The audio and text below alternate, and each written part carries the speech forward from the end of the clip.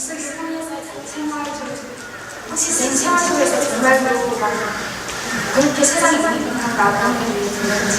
그래서 이걸 표현하는지 아직 글쓰기를 통해서 일정한 그러니까 자기 학계를 소유성이 이끌어낸다든가 그런 목표를 가지고 쓰시는지 궁금한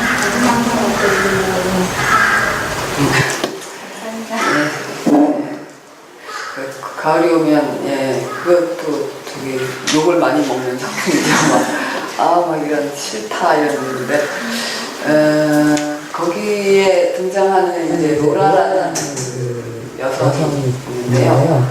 사실 그 모녀관계라는 게 저는 그 TV 드라마에 나오는 너무 극악하게 뭐 계모형 그런 거 말고 그 모녀관계가 기본적으로는 참 애틋하고 그렇다고 생각합니다. 자매 관계도 마찬가지고. 전 여성의 관계에 관심이 참 많아요. 남녀 관계에 관심이 많지만, 또 둘도 없는 벗 이러면서 서로 이제 여자들끼리 친하게 지내는 거,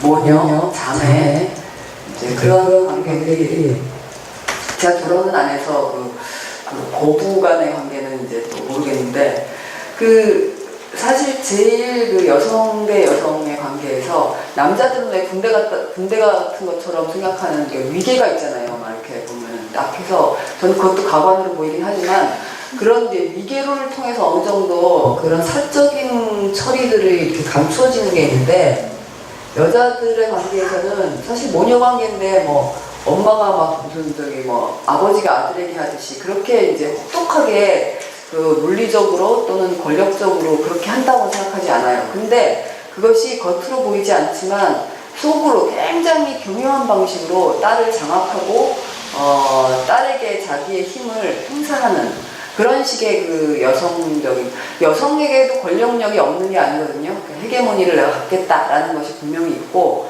그럴 때 이제 그 딸을 자기 마음에 맞게 주조하려고 하거나 딸에게서 사실 보면 주변에서도 많이 봤는데 자식을 위해서 희생하는 어머니 상이라는 것이 왕왕 깨질 때가 굉장히 많아요.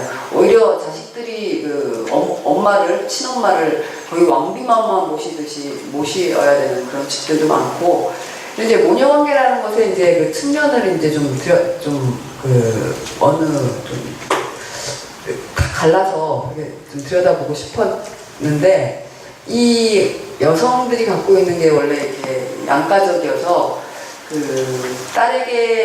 딸만이 알 수 있는 방식으로 자기한테 행해지기 때문에 이 딸은 어디에도 하소연하지 못하고 성장했다라는 거죠. 그러니까 그렇게 되었을 때는 당연히 내성적이지만 속에서는 분노가 끓고 있고 자기 정당성을 표현할 언어를 갖지 못했어요. 그러니까 엄마가 차라리 엄마에게 합리적으로 문제 제기를 할 수 있거나 이런 게 아니라 너무나 그것이 교묘한 방식으로 이렇게 둘러쳐지기 때문에 자기를 방어하거나 자기를 어떻게 표현할 언어를 갖지 못한. 그래서 거기서 보면 노라라는 여성은 자기의 그 주장을 조리 있게 얘기하는 것이 한 번도 나오지 않아요.